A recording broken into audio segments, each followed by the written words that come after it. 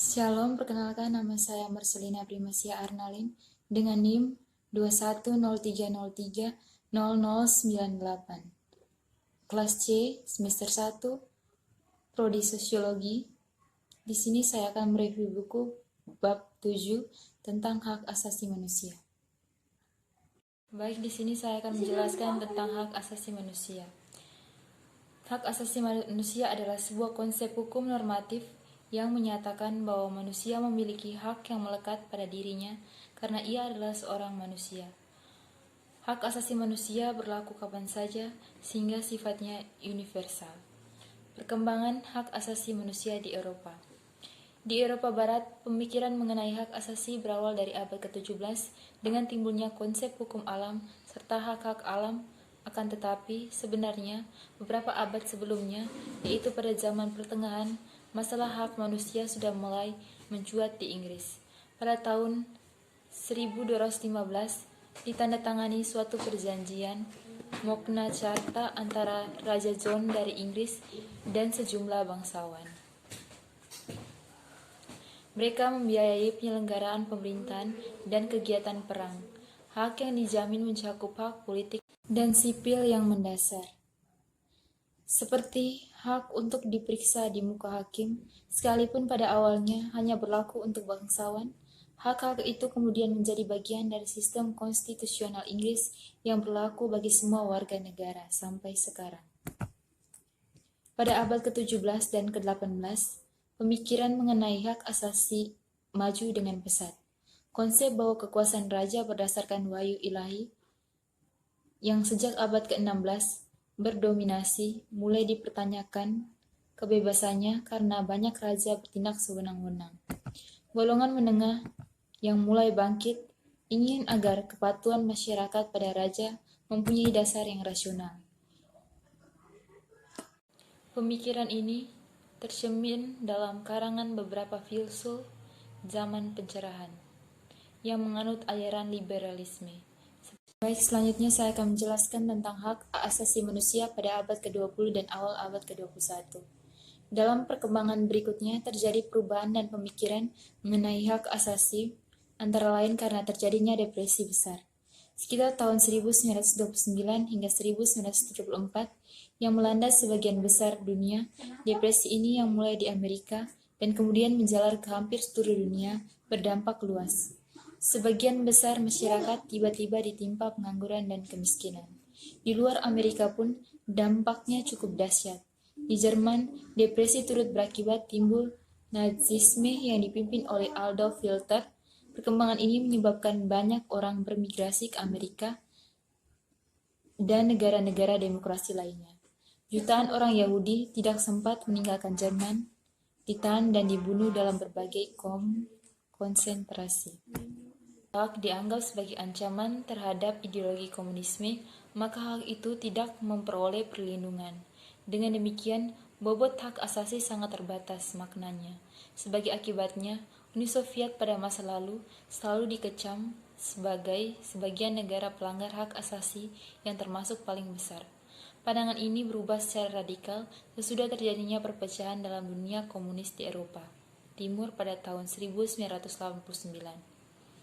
Dewasa ini negara-negara Eropa Timur yang tadinya berdasarkan sistem komunis berada dalam transisi ke arah demokrasi dan mendekatkan diri dengan negara-negara barat. Selanjutnya saya akan menjelaskan tentang Deklarasi Uni Soviet Hak Asasi Manusia tahun 1948. Sesuai Perang Dunia Kedua, timbullah keinginan untuk merumuskan hak asasi yang diakui seluruh dunia sebagai standar universal bagi perilaku manusia. Usaha pertama ke arah ini dimulai oleh Komisi Hak Asasi Manusia.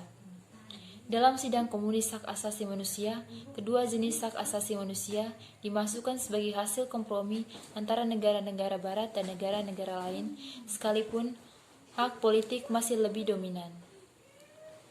Pada 1948, hasil pekerja komunis ini diterima 48 negara dengan catatan bahwa 8 negara antara lain Uni Soviet, Arab Saudi, dan Afrika Selatan tidak memberikan suaranya atau abstain. Hasil gemilang ini tercapai hanya dalam 2 tahun, karena momentum memang menguntungkan negara-negara sekutu.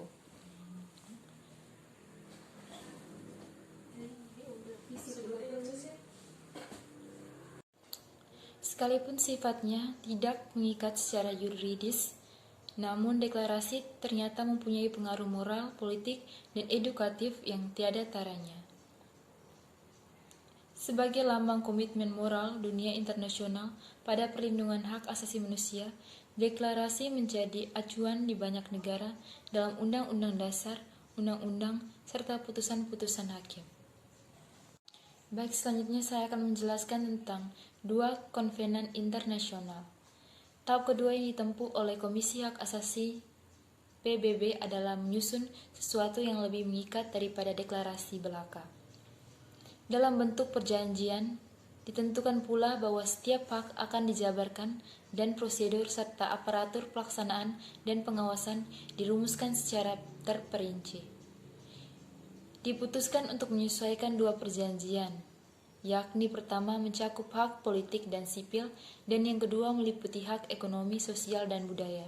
Dengan demikian, setiap negara memperoleh kesempatan memilih salah satu atau kedua-duanya.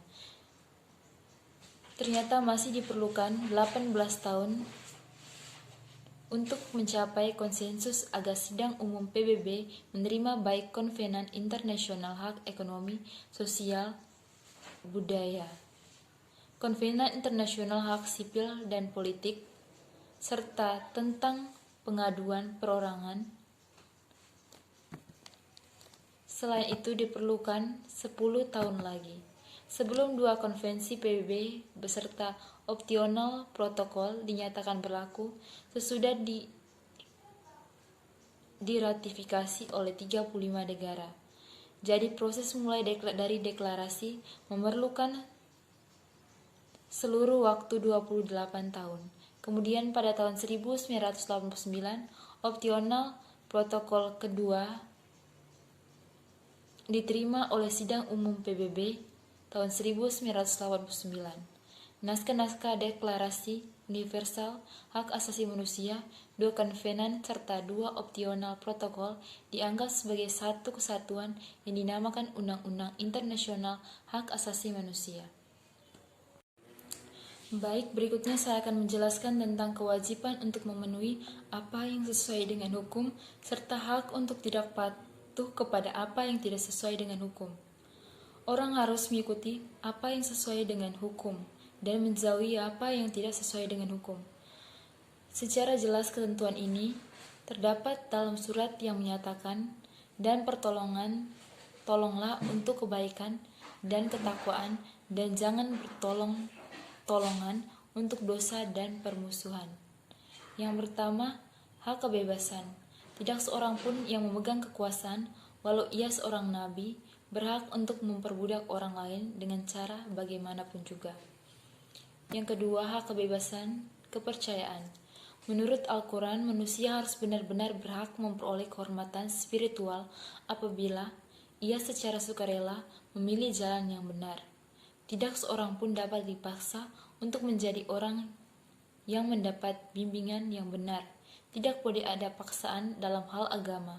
Sesungguhnya itu telah nyata bedanya dari yang tidak benar. Selanjutnya, hak untuk menyatakan kebenaran. Orang beriman berkewajiban untuk menyatakan kebenaran tanpa takut-takut dan bukan pula karena kemurahan hatinya. Selanjutnya, hak mendapatkan perlindungan terhadap penindasan karena perbedaan agama. Hak ini merupakan konsekuensi langsung dari hak kebebasan kepercayaan seperti yang dikemukakan di atas. Selanjutnya, hak mendapatkan kehormatan dan nama baik. Menurut Al-Quran, perlindungan terhadap nama baik dan kehormatan anggota masyarakat merupakan prioritas utama dalam nilai-nilai sosial yang harus dijaga oleh setiap orang. Selanjutnya, hak ekonomi. Setiap orang berkewajiban memperoleh pendapatan dan penghasilan secara legal dan juga memberikan sumbangan kepada dana umum yang disediakan bagi orang-orang yang membutuhkan. Setiap orang harus mendapatkan kesempatan kerja dan mendapatkan imbalan yang adil atas pekerjaan yang dilakukannya. Selanjutnya, hak untuk memiliki. Banyak dijelaskan mengenai tata cara atau tingkah laku bagaimana cara membelanjakan dan menggunakan harta kekayaan. Contohnya ialah zakat, yaitu kontribusi wajib untuk jaminan sosial. Selanjutnya, saya akan menjelaskan tentang hak tiap warga negara Indonesia berdasarkan pasal 28A hingga 28J Undang-Undang Dasar 1945. Yang pertama, hak hidup dan mempertahankan kehidupannya. Yang kedua, hak membentuk keluarga dan mendapatkan keturunan melalui perkawinan yang sah. Yang ketiga, hak anak untuk tumbuh, berkembang dan mendapatkan perlindungan dari kekerasan serta diskriminasi. Yang keempat, hak mendapat pendidikan. Yang kelima, hak mendapat perlindungan dan kepastian hukum yang adil. Hak yang keenam, mendapat pekerjaan dan pelayanan yang adil. Yang ketujuh, hak atas status kewarganegaraan. Yang kedelapan, hak memeluk agama dan beribadah sesuai keyakinan. Yang kesembilan, hak kebebasan untuk meyakini kepercayaan dan menyatakan pikiran serta sikapnya yang sesuai dengan hati nurani. Yang kesepuluh, hak kebebasan berserikat, berkumpul, dan mengeluarkan pendapat. Yang kesebelas, hak berkomunikasi dan memperoleh informasi. Yang kedua belas, hak atas perlindungan diri pribadi, keluarga, kehormatan, harta benda, dan mendapat rasa aman. Yang ke-13, hak untuk bebas dari penyiksaan atau segala bentuk tindakan merendahkan derajat manusia.